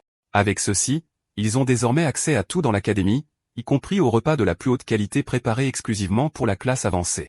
S'approchant d'Ella, Euron pointe du doigt et dit que c'est de la viande. Goûtant le morceau, Ella commente que la viande fond dans sa bouche et déclare que la classe avancée est vraiment la meilleure. Elle dit à Urian qu'elle veut rester dans la classe d'honneur pour toujours, et il répond qu'ils le peuvent s'ils réussissent bien. Urian affirme qu'ils doivent travailler dur pour maintenir de bonnes notes. GI demande s'ils ont apprécié le repas et annonce le début du cours de chasse aux monstres. Elle explique que contrairement au test du matin, ce cours aura un impact sur leur note et, dans le pire des cas, pourrait entraîner une rétrogradation. Euron prévient Ella de l'impact du cours sur leur note, et elle garantit qu'elle prendra la première place. Mais l'instructrice leur rappelle qu'ils ne sont encore que des premières années et trop jeunes pour chasser des monstres seuls. GI révèle qu'elle a fait appel à des élèves plus âgés pour un cours de chasse commun. 2 élèves plus âgés arrivent, et Nigel commente que ces adorables premières années lui ont manqué. Urian note que leur travail d'équipe sera évalué, suggérant qu'ils devraient bien s'entendre. L'élève plus âgé blond s'approche et renforce que le travail d'équipe est crucial pour le test. Il menace que s'ils signalent la moindre désobéissance, leurs notes chuteront. Il dit qu'ils n'ont pas besoin d'avoir peur, mais que les élèves plus âgés peuvent être des anges ou des démons selon leur attitude. Goliath se tourne vers Ella et Euron, s'excuse et leur recommande de coopérer pour l'instant. Il déclare que même si c'est injuste, il doit rester dans la classe avancée à tout prix. Goliath serre le poing, déterminé. Ella est d'accord qu'ils doivent aussi rester, mais Urian hésite. Ils se demandent s'ils obtiendront une bonne évaluation juste en obéissant pendant que les élèves plus âgés rient. Analysant les deux, Urian décide qu'il ne peut pas les laisser compromettre sa note. Une idée lui vient. Il s'approche et les appelle respectueusement aînés, laissant Nigel et l'autre surpris. Il leur propose de faire un pari. L'élève plus âgé s'énerve, demandant comment un roturier ose proposer une telle chose et ce qu'un première année pourrait bien faire. Mais Urian leur assure qu'ils vont montrer de quoi ils sont capables sur le champ. L'aîné blond accepte le défi sans hésitation. Il donne un coup de pied dans un tonneau plein d'armes en direction des premières années. Nigel leur ordonne de prendre des épées et des bâtons. Les aînés étant déjà armés, ils proposent un combat d'entraînement, promettant de les reconnaître s'ils gagnent. Un autre aîné les avertit de ne pas se blesser car son épée est réelle. Il continue en disant que les professeurs ne sauront pas si une blessure vient d'un monstre ou d'un humain, et Urian s'interroge sur la nature du combat. Le garçon demande s'ils veulent vraiment se battre avec de vraies épées. Nigel leur dit simplement de ne pas avoir si peur. Les 3 premières années les remercient pour l'opportunité, et Goliath se réjouit de pouvoir rester dans la classe avancée. Ella demande à Euron quelle épée elle devrait choisir, et il lui dit d'en prendre une au hasard pendant que les aînés regardent. L'aîné épéiste dit à Nigel de ne pas y aller doucement, et il accepte. Avançant soudainement, l'aîné attaque Ella, qui bloque le coup fermement. Surpris, l'aîné recule, sentant la force de son blocage. Il réalise que la roturière a infusé sa lame de mana. Ella se souvient d'une confrontation passée. À cette occasion, elle n'avait pas pu se protéger ni protéger Urian. Son manque de sang-froid lui a coûté cher, mais maintenant, elle ne baissera pas sa garde. Appelant Nigel, l'aîné demande un sort de protection. Nigel conjure une armure magique autour de son compagnon. Goliath fonce en avant. Il court droit sur Nigel, qui prépare un sort puissant. Une énergie intense se manifeste dans la main de Goliath. Le bâton de Nigel est arraché de sa main. Confus, il se demande ce qui est arrivé à son bâton. Goliath manie maintenant une épée ténébreuse. Il déclare qu'éliminer le sorcier en premier est la règle de base. L'aîné épéiste se prépare à agir. Il charge Urian en disant qu'ils vont aussi vaincre le sorcier de leur côté, mais elle a garanti que cela n'arrivera pas. L'homme continue sa charge vers le garçon. Urian reste immobile, attendant l'attaque. Un léger sourire apparaît sur son visage. L'aîné arrête son mouvement, sentant une présence émerger autour du garçon. Il observe la scène, incapable de comprendre ce dont il est témoin. Ella sent le danger approcher. Derrière Euron, un monstre émerge des ombres. La créature attaque avec ses griffes, et Ella crie le nom du garçon. Elle le pousse, encaissant le coup à sa place. Euron la voit avec le dos marqué par les griffes. Goliath crie le nom d'Ella. Il invoque son épée démoniaque avec rage. La lame prend sa deuxième forme, l'hélice, et Goliath bondit pour attaquer. Le coup en hélice frappe le monstre de plein fouet. La créature tombe lourdement, tuée. L'aîné se jette au sol alors que le corps du monstre s'écrase à côté de lui. Il réalise que la créature a été vaincue d'un seul coup mais se souvient que la fille a été blessée. Urian demande à Ella si elle va bien, et elle répond qu'elle ne ressent aucune douleur alors que ses blessures se referment. L'aîné est stupéfait de voir la guérison instantanée et complète. Observant les 3 premières années interagir, il se demande si c'est vraiment la classe avancée. La frustration s'empare de l'aîné. Il les informe alors que les premières années ont réussi et qu'il ne fera pas de rapport négatif. Malgré cela, il refuse de reconnaître Urian. Nigel commente que le physique de Goliath est impressionnant, mais attribue l'exploit à un simple sort de protection. Les 2 aînés leur crient de ne pas prendre la grosse tête, affirmant qu'ils n'auraient rien pu faire seuls. Euron admet que leur argument est logique. Le cours devait initialement avoir lieu dans une cabane dans la forêt.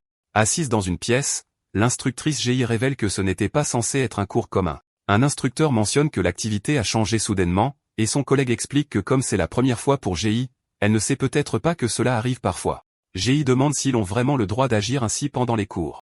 L'instructeur lui demande de faire confiance aux excellents étudiants de 2e année, disant que même les professeurs ont besoin d'une pause. Un simple cours de théorie s'est transformé en chasse aux monstres. Les 2 instructeurs essaient de cacher leur embarras tout en gérant la situation. Ji se demande comment ces étudiants vont s'en sortir, puisque les meilleurs des 2e années sont là. L'instructeur l'assure que non, et lui et son collègue rient de la situation. Mais l'intention derrière leurs actions était évidente. Elle réfléchit à ce qu'elle devrait faire d'eux pour avoir provoqué ses premiers étudiants. Elle ne sait pas si elle doit louer leur courage ou agir autrement. Une pression croissante emplit la pièce, rendant les 2 instructeurs tendus.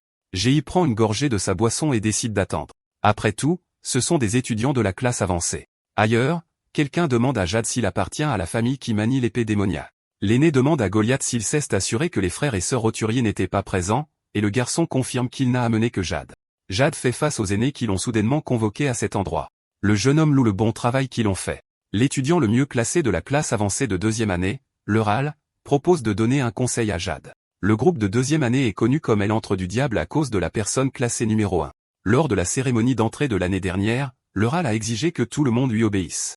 Certains nobles ont osé le questionner, mais il y avait 10 étudiants dans la classe avancée de l'année précédente. Cela a duré jusqu'à ce qu'ils battent les 9 autres dans une confrontation décisive. Les 3 qui ont cédé sont restés dans la classe avancée, tandis que les 6 qui ont résisté ont été exclus. Actuellement, seuls 4 étudiants restent dans la classe avancée de 2e année, et une hiérarchie stricte règne parmi eux. Goliath se demande pourquoi tous les membres de la classe avancée de 2e année sont réunis là. L'Eural dit à Jade qu'il avait entendu des histoires sur sa famille avant sa venue. Il commente le déclin de la lignée de l'épée démoniaque, déclarant que le garçon porte une grande mission dans de si petites mains. Il lui rappelle que s'il n'est pas diplômé de la classe avancée, sa famille s'effondrera. Dans un souvenir, le père de Jade demande ce qu'est un outil magique. Il montre son irritation en voyant des gens incapables de manier des épées démoniaques utiliser des épées de mana comme si elles étaient banales. Il explique à son fils qu'avec la popularisation des outils magiques dans le royaume, leur famille, les gardiens des épées démoniaques, a commencé à décliner. Assis à table, le père appelle son fils d'une voix ferme.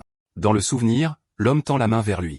Il dit qu'il doit être diplômé de la classe avancée, peu importe le coût, pour prouver que la lignée de l'épée démoniaque vit toujours. Il prévient que s'il échoue, sa mère, ses frères et sœurs, et lui-même connaîtront la ruine complète. De retour au présent, l'Eural déclare qu'il permettra à Jade d'être diplômé de la classe avancée. Le garçon le fixe, s'interrogeant sur l'offre. L'Eural révèle que la classe est observée par des personnes si puissantes qu'il serait impossible de mesurer leur force. Il explique qu'ils ont reçu une mission et que s'ils la terminent, leur diplôme de la classe avancée sera garanti. Jade est stupéfait de réaliser que pour ces gens, l'obtention du diplôme est une chose insignifiante. L'Eural confirme cela et lui ordonne d'aller voir les frères et sœurs roturiers et de faire ce qu'on lui dit. Il prétend que comparé à l'obtention du diplôme de la classe avancée, c'est beaucoup plus simple. Il ajoute qu'il aide parce que la famille de Jade traverse des moments difficiles, et que c'est sa chance d'être un vrai fils. De retour avec le groupe, Ella lui demande s'il va bien et s'il a eu des problèmes.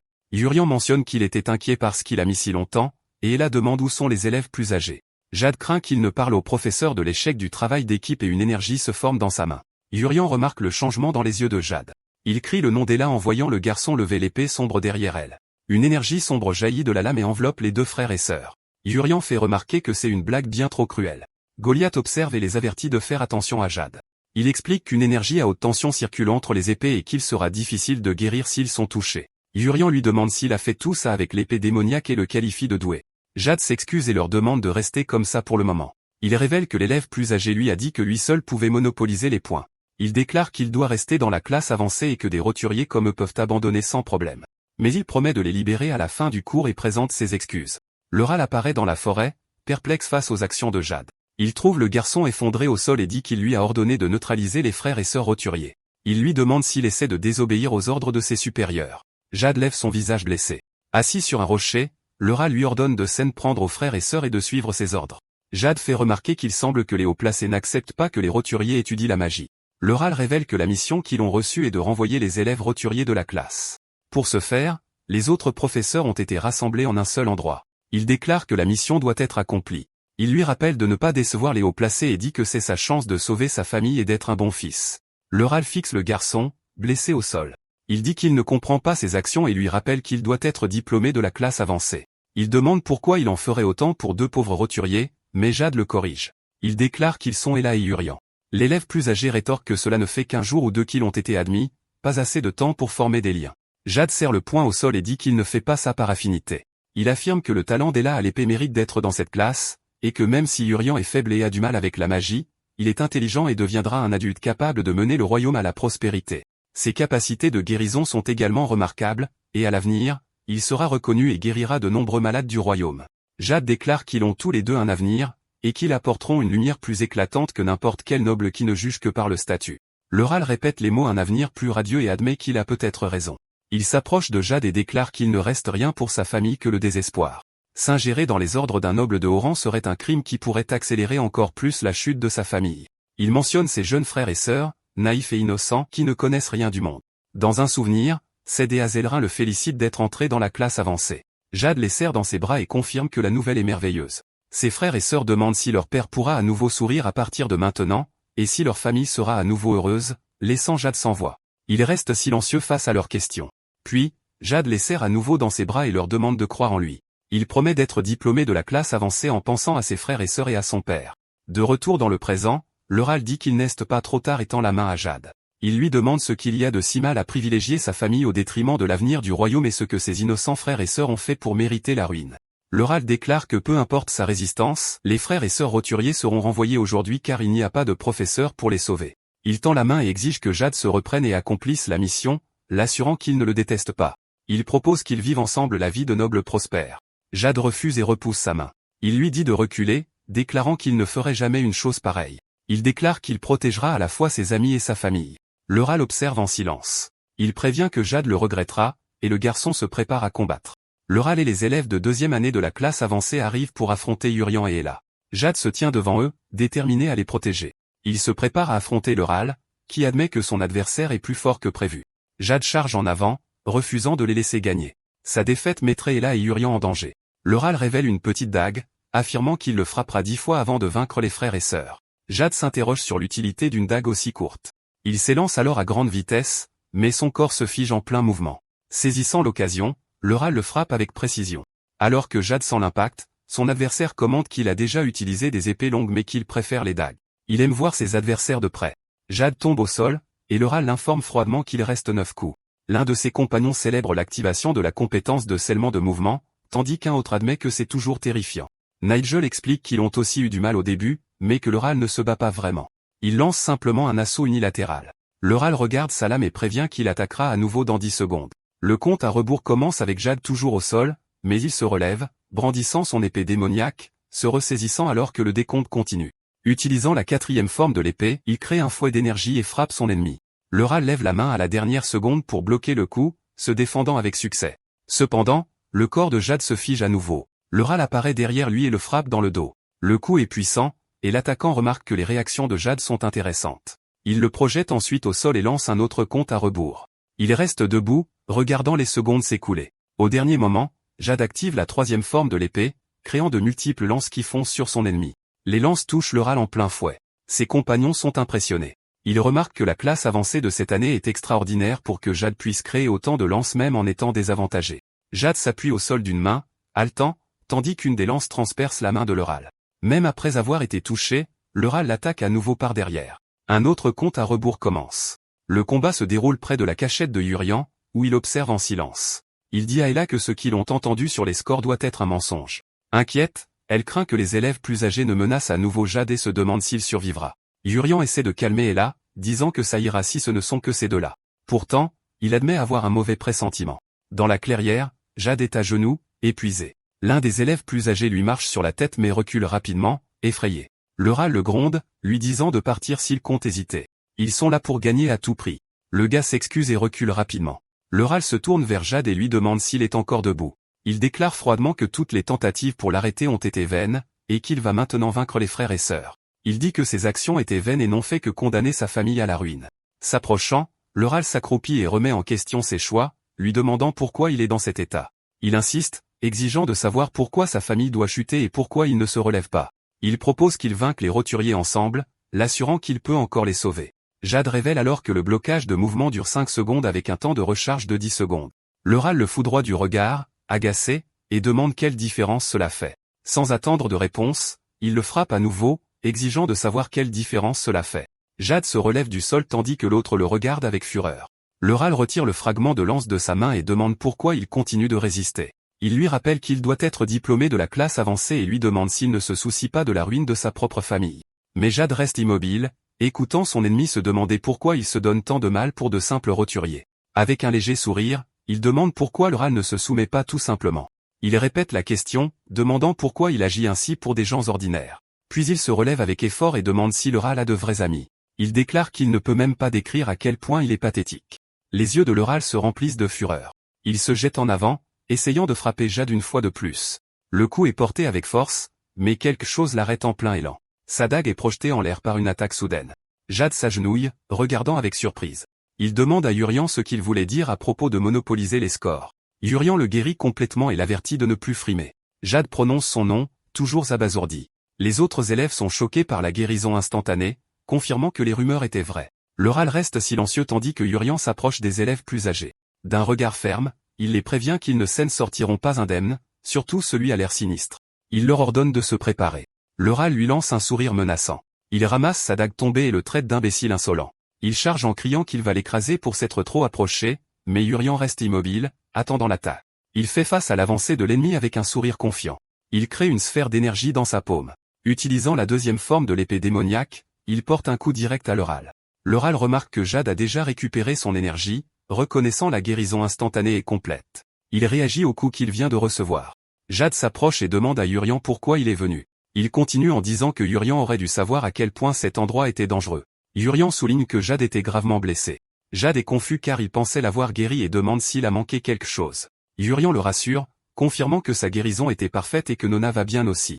Il explique qu'il protégeait l'équipe de la princesse, et Jade se demande pourquoi elle est ici. Jade dit que c'est un soulagement.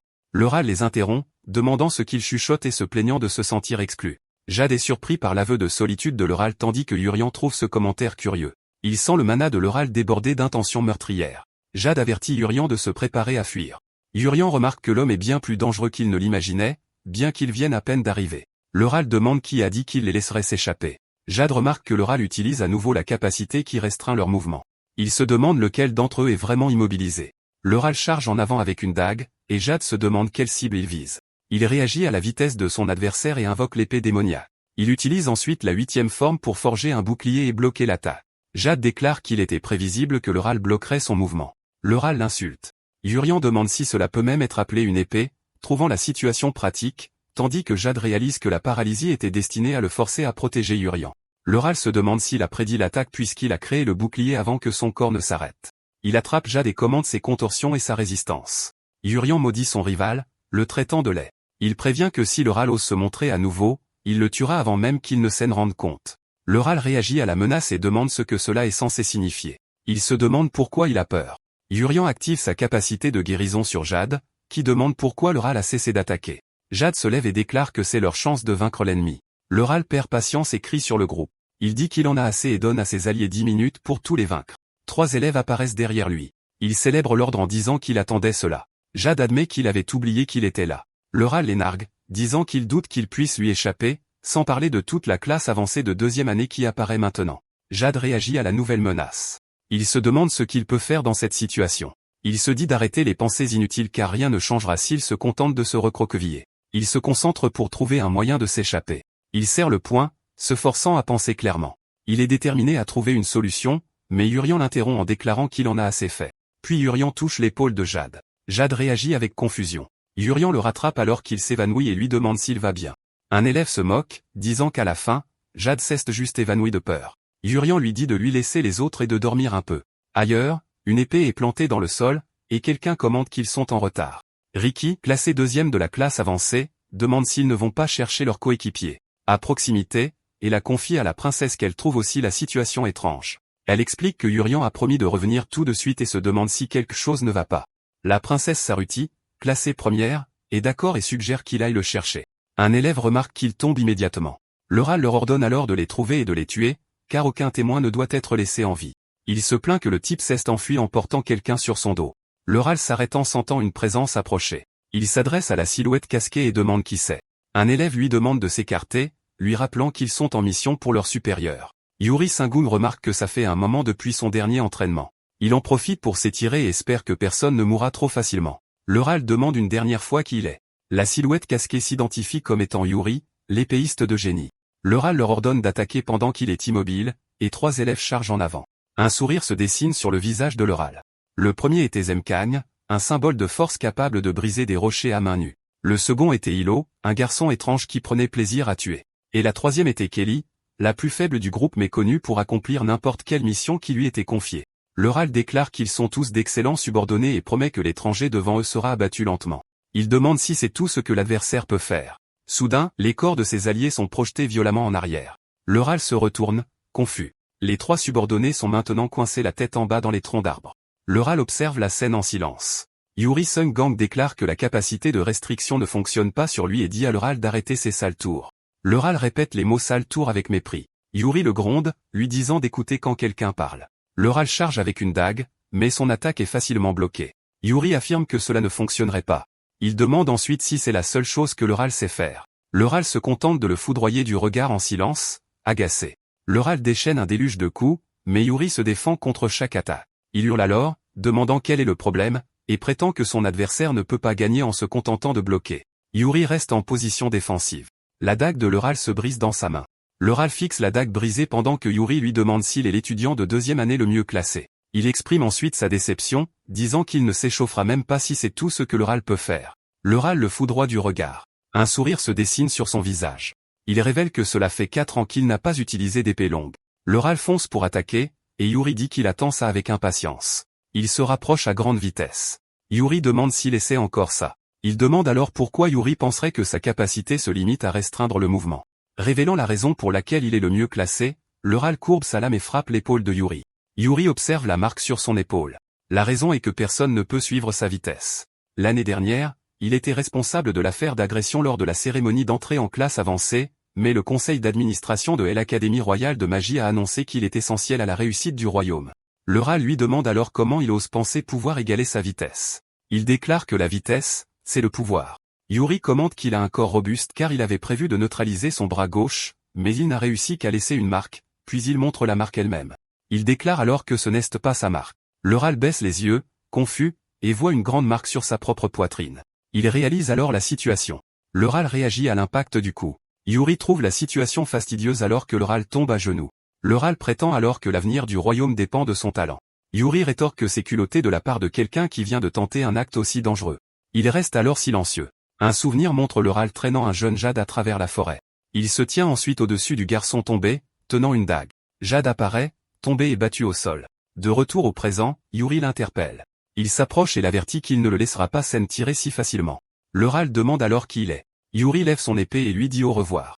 Au loin, la princesse Saruti perçoit une énergie sombre tandis que Riki réagit. Riki prononce alors le nom de Yura Sangon. Il le reconnaît comme le principal coupable dans l'affaire de l'examen d'entrée et prépare un sort de vent. La princesse dit à Ella qu'elles doivent bouger aussi. Riki se précipite à travers la forêt à grande vitesse. Il reste concentré sur le chemin devant lui. En arrivant sur les lieux, il confirme que le meilleur étudiant de 2e année, Yuri, se tient au-dessus du corps de le Ral. Riki s'avance et interpelle Yuri Songbong, mais la silhouette casquée lui demande de l'appeler simplement Urus. Riki l'interroge, demandant si le Ral, le meilleur des 2e années, n'était pas assez bon pour lui non plus. Il demande alors pourquoi Urus n'essaie pas d'éliminer les étudiants, et il répond qu'il n'a éliminé personne. Riki demande s'il ne compte pas dire la vérité, mais abandonne et saisit la poignée de son arme. Il se prépare ensuite à attaquer, déclarant qu'il le forcera à avouer. Uru demande simplement s'il est plus fort que le Ral. Riki l'avertit qu'il le regrettera s'il pense qu'il est le même qu'avant.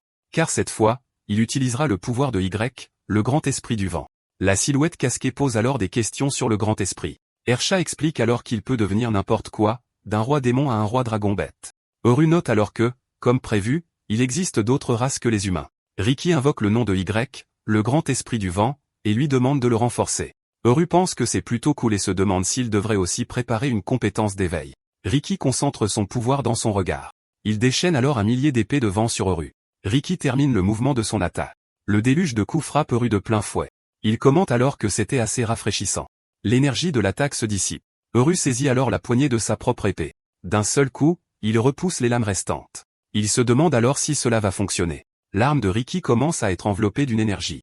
Il voit le bref instant où son adversaire baisse sa garde comme une occasion en or. Riki se prépare alors à terminer le combat d'un seul coup, mais Uru regarde l'attaque approcher et dit que c'est plutôt bien. Il pose alors une question sur les 2 lettres que son adversaire est sur le point de voir. Riki se prépare à donner la réponse. Uru apparaît derrière lui et frappe, révélant que la réponse est image rémanente. Il le gronde, se plaignant que Uru l'a encore surpris par derrière. Uru remarque alors que, même ainsi, il est meilleur que le reste des étudiants de 2e année. Une annonce les informe que le cours commun avec les seniors pour les classes d'honneur de 1re année a été annulé. La raison était que Yurisu, le suspect dans l'incide avec les nobles, est apparu et a de nouveau affronté les étudiants. Gi marche alors avec détermination dans un couloir. Le directeur mage l'appelle par son nom, Awon. Elle demande s'il a reçu le rapport. Il confirme, disant qu'il a entendu parler de l'incide pendant que les autres professeurs la cherchaient. Gi explique qu'on l'a empêché de se rendre sur les lieux, et le directeur commente qu'il ne pensait pas qu'elle était du genre à se retenir. Elle révèle alors qu'elle est restée sur place exprès, car elle n'aurait jamais imaginé que ses étudiants seraient touchés. Gi pense que cela a été fait par quelqu'un de haut placé, capable de manipuler directement les professeurs. Le directeur mage est d'accord, déclarant qu'il croit aussi que le coupable est un noble de haut rang. Elle le fixe alors sérieusement. Une image de sa salle de classe endommagée lui traverse l'esprit. Au milieu des décombres, elle s'adresse au directeur. Puis elle dit qu'elle espère qu'il n'est pas impliqué dans cet incident. Mage l'appelle par son nom, Eon. Il déclare que la situation est troublante et pas seulement pour elle. Gi dit qu'elle est aussi furieuse que les étudiants aient été touchés. Il jure qu'il n'est pas impliqué et révèle qu'il interroge les professeurs qui l'ont retenu, car il pense qu'ils suivaient des ordres. Elle lui demande alors d'enquêter sur les étudiants d'honneur de deuxième année, car ce sont eux qui ont affronté ces étudiants. Le directeur l'informe qu'ils se remettent de la confrontation avec Yurisu, et que l'enquête commencera sous peu. Gei se demande alors si Yurisu pourrait être un espion envoyé par l'Empire. Mage répond que ce n'est pas encore confirmé, mais qu'ils doivent le découvrir bientôt.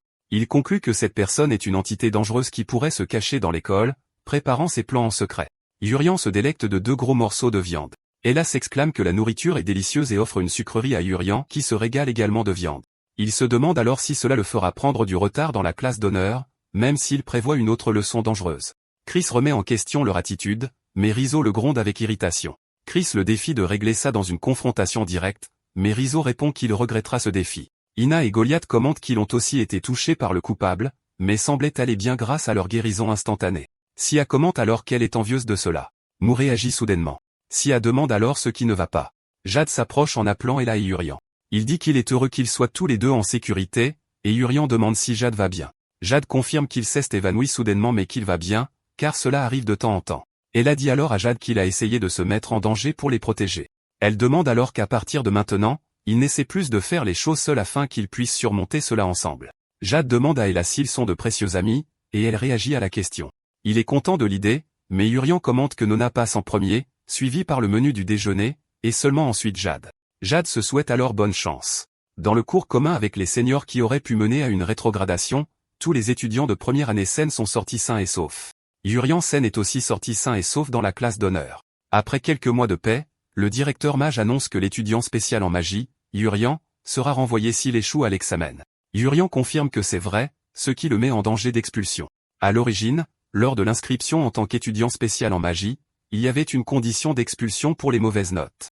Mais le directeur pense qu'il réussira facilement cet examen aussi, et Urian est d'accord. Le directeur s'éclaircit alors la gorge et continue l'explication. Cette session est l'examen de mi-semestre de l'École royale de magie, un test de chasse aux monstres pour la classe d'honneur.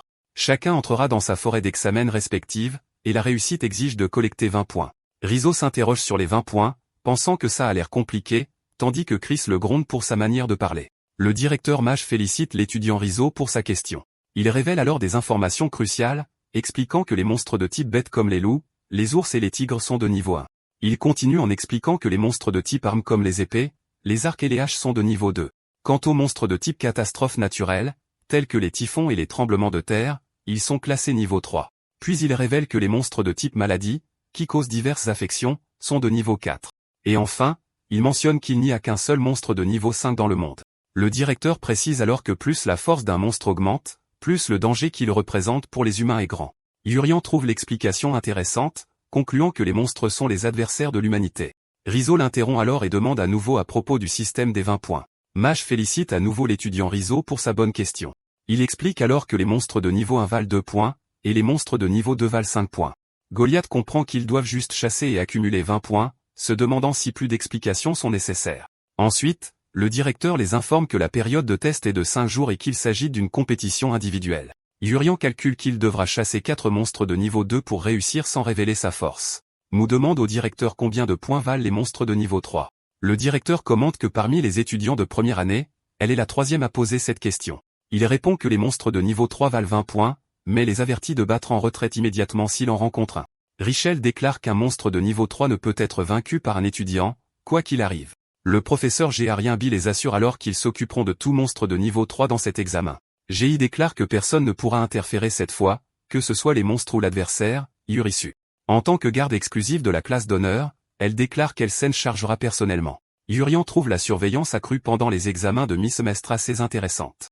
La question reste de savoir si Urian peut réussir l'examen de mi-semestre en toute sécurité sans révéler sa force. Le directeur annonce le test de chasse aux monstres, expliquant qu'un niveau 1 vaut 2 points et un niveau 2 vaut 5 points. Urian comprend que bien que le test soit facile, il a besoin d'un total de 20 points pour réussir. Il s'avère que de nombreux yeux surveillent ce test, et surtout ceux de l'instructrice Gi. Chris s'approche et demande à Urian s'il savait que le test est une compétition individuelle. Il le nargue alors, demandant comment quelqu'un qui ne peut que guérir pourrait bien rassembler 20 points seul. Ella le défend et lui assure qu'elle l'aidera d'une manière ou d'une autre, mais Urian se contente de la remercier. Il répond alors qu'il préfère en fait que ce soit ainsi. Le professeur Géarien-Bi s'approche du directeur. Il l'informe qu'il a déjà envoyé les étudiants à leurs emplacements désignés. Mage le félicite, tandis qu'une enseignante utilise une sphère de cristal pour observer les étudiants. La sphère commence alors à se connecter avec les lieux de l'examen. L'image de la princesse Saruti apparaît clairement sur l'appareil magique. L'enseignante annonce que la connexion est établie, et le directeur semble satisfait. Puis il prend l'une des sphères et se demande qui sera le premier à réussir le test. Un professeur et Davis que, naturellement, la princesse sera la première à réussir, compte tenu de son talent inhabituel pour son âge. Mais Rien mentionne Ricky, déclarant que cet étudiant semble également exceptionnel. Un autre professeur commente que tous les étudiants de première année sont excellents, mais demande ensuite des nouvelles de l'étudiant spécial en magie. Un instructeur doute que le roturier soit le premier, pensant qu'il ne pourra même pas réussir le test seul. L'enseignante s'inquiète, disant qu'il est hors de question qu'il soit renvoyé et que Urian doit absolument rester à l'école. Gi, cependant, déclare qu'elle n'a pas encore vu sa guérison complète instantanée. Elle conclut alors qu'ils devront observer pour savoir s'il réussira le test ou non. Dans la forêt, Urian demande à ne pas être observé. Il remarque alors un œil flottant dans le ciel qu'il observe. Urian sait qu'il sera renvoyé s'il n'obtient pas 20 points et a besoin d'un moyen de réussir sans révéler ses pouvoirs, mais il se demande quelle est la limite de force. Il se souvient alors que la guérison complète instantanée est une technique incroyable dans ce monde. Urian se demande alors si la limite de force ne s'applique qu'à la puissance d'attaque. Un rat géant apparaît derrière lui alors qu'il est distrait. Il se retourne, commente que la créature a une apparence effrayante. Le monstre géant essaie d'attaquer Urian. Il regarde alors l'œil flottant qu'il observe. Avec son bâton, il crée un grand tourbillon d'eau. Un professeur est ravi, s'exclamant que c'est un flux d'eau fantastique. Un des instructeurs est surpris qu'un étudiant utilise l'appareil magique qu'il a créé de cette manière. Gi commente qu'il avait une excellente puissance magique, mais elle ajoute que sa force est insuffisante, et la créature reste debout. Urian le nargue alors, disant qu'il ressemble à un rat mouillé. Il note que, comme prévu, à ce niveau, il n'y a pas de douleur dans son cœur. Un souvenir émerge du moment où son cœur a réagi immédiatement. À l'époque, il essayait d'utiliser une puissance plusieurs fois supérieure, ce qui signifie qu'un certain degré de puissance ne causera pas la mort s'il est découvert. Le rat géant se divise alors en deux. Urian se retrouve maintenant entouré de 3 monstres identiques. Il se demande alors quel serait exactement le degré de puissance critique. Un monstre squelettique apparaît derrière l'un des rats. Urian observe attentivement la créature. Un monstre en forme d'épée se révèle alors. La créature avance à grande vitesse, puis elle attaque le rat géant avec de multiples coups. Urian esquive les attaques qui lui sont lancées. L'épée terrasse les monstres restants. Les professeurs observent la scène à travers les sphères de cristal. Une fois la fumée dissipée, le champ de bataille devient silencieux. Puis, il utilise sa capacité pour récupérer. Un professeur célèbre la guérison instantanée tandis qu'un instructeur est surpris de l'absence de dégâts. Urian commente alors qu'un monstre de niveau 2 comme celui-ci valait 5 points. Il se demande ensuite si elle récolte bien ses points. Jade prévient Ella d'être prudente avec le monstre en face. La créature se révèle être un monstre de niveau 2. Jade suggère alors qu'il s'en occupe rapidement pour retrouver Urian. Ella commente qu'il pourrait avoir des ennuis alors que le monstre à la hache prépare une attaque. Jade et elle observe alors la créature approcher. Il s'élance pour intercepter le coup du monstre avec sa propre compétence. Ensuite, il tente de retenir l'attaque imminente. Jade réagit à la puissance de la créature. Ella le rejoint pour aider à bloquer le coup. Ensemble, ils unissent leurs forces pour résister à l'attaque. Jade peine à maintenir la défense, mais la force de l'impact les projette en arrière. Jade remercie alors Ella, et elle dit qu'elle a réussi à arrêter l'attaque grâce à lui, son précieux ami. Il réagit à ce commentaire pendant que Ella mentionne que ses mains sont encore engourdies. Elle réalise qu'un monstre de niveau 2 est bien plus fort et craint que Urian ne soit gravement blessé. Ella montre alors sa détermination. Elle déclare qu'ils doivent se dépêcher, s'occuper du monstre et trouver Urian. Jade est alors d'accord avec le plan. Ella est d'accord, et Jade commente qu'il sera difficile pour ce gars de rassembler des points tout seul. Ils viennent de combattre un monstre de niveau 2. Cela les a rendus plus confiants, car l'ennemi était fort mais pas invincible. Mais maintenant, le duo lève les yeux, surpris. Une grande tempête commence à se former dans le ciel. Puis, un monstre de niveau 3, un ouragan, apparaît devant eux. Dans la salle de surveillance, les professeurs observent la progression de l'examen. L'une de leurs sphères de cristal montre Urian seul dans la forêt. Les instructeurs continuent de surveiller les étudiants à travers les dispositifs magiques. Soudain, l'une des sphères de cristal commence à se fissurer. Le professeur qui la tient réagit, demandant ce que c'est. Le directeur mage est informé au sujet des zones A2, B3 et C1. Un instructeur est surpris d'apprendre qu'un total de 3 monstres de niveau 3 ont été repérés. Mage déclare alors que c'est étrange. C'était la forêt désignée pour les étudiants de première année, où seuls des monstres de niveau 1 et 2 devaient apparaître. Face à cet événement inhabituel, il appelle Garyombi, Jerry et Awon. Il leur ordonne ensuite de se rendre aux endroits où les monstres de niveau 3 ont été repérés. Mage déclare qu'ils doivent protéger les étudiants, l'avenir du royaume, quoi qu'il arrive. Dans la forêt, le monstre ouragan se manifeste. Elle lève les yeux, se demandant ce qui se passe. Elle se demande alors ce qu'est exactement ce monstre de niveau 3. Il se demande par où commencer et comment attaquer cette chose. Jade crie alors à Ella de se concentrer. Il l'avertit que les professeurs arriveront bientôt et qu'elle ne doit pas se faire toucher d'ici là. Ella accepte alors le plan. Ses pensées se tournent vers Urian et elle se demande s'il va bien. Soudain, le corps d'Ella commence à flotter dans les airs. Jade tend la main, lui criant de l'attraper. Leurs mains se frôlent dans les airs. Il l'attrape et l'avertit de ne pas lâcher prise, quoi qu'il arrive. Jade utilise sa capacité pour essayer d'atterrir en toute sécurité sur le sol. Soudain, Jade sent le danger approcher. Il crie d'esquiver alors que le monstre lance une attaque. Le coup les atteint tous les deux, les projetant au loin. Allongée sur l'herbe, Jade demande à Ella si elle va bien, et elle confirme. Jade se redresse en regardant vers le haut. Il réalise que c'est une crise après l'autre, les deux monstres leur barrant la route. Jade et Ella se préparent pour la bataille à venir. Il concentre alors son énergie pendant qu'elle prépare son épée. Jade crie alors que pour s'échapper, ils doivent forcer le passage. Le monstre à la hache charge pour attaquer. Jade se prépare à bloquer le coup. Utilisant la 8e forme de son épée sombre, il crée un bouclier pour se défendre contre l'attaque. Comme prévu, il bloque le coup avec succès. L'épée d'Ella est enveloppée d'énergie. Elle saute alors par-dessus le bouclier de Jade pour attaquer l'autre monstre. Sa lame entre alors en collision avec la créature. Ella réagit à l'impact du coup. Son attaque n'inflige que des dégâts superficiels à la créature. Jade accourt alors et lui dit qu'il va bien, surprenant Ella. Il charge alors vers le monstre. Dans un souvenir, sa mère lui demande s'il avait vraiment l'intention de se sacrifier pour protéger leur famille. Jade répond alors qu'il va bien et n'a aucune crainte si c'est pour eux. Son expression se remplit alors d'inquiétude.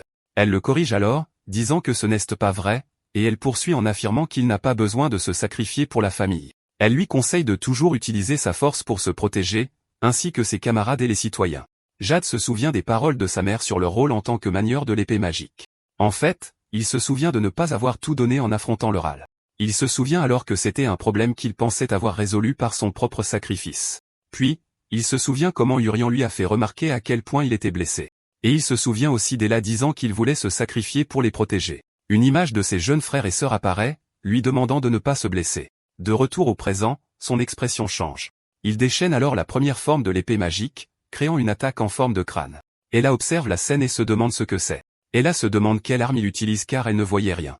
Elle s'émerveille alors de l'incroyable talent de Jade. Le monstre ouragan se prépare alors à attaquer. Jade crie à Ella de faire attention à ce qui arrive. Une forte rafale de vent les projette alors dans les airs.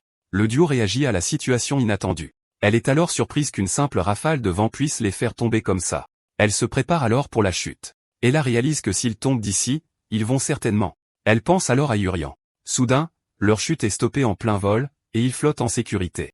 Ella atterrit doucement tandis que Jade tombe au sol, et elle demande après Urian. Urian se montre alors et demande si c'est un monstre de niveau 3. Jade l'interpelle en disant qu'il est soulagé qu'il aille bien. Urian lui rappelle que les professeurs sont en route, puis se tourne vers le monstre et demande s'il vaut 20 points. Urian suggère qu'il essaie de le vaincre tous les trois, laissant Jade et Ella surpris. Jade demande s'il est sérieux et comment il peut même penser ça après avoir vu ce qui s'est passé. Ella a honte d'avoir eu peur et reconnaît que Urian est plus grand qu'elle.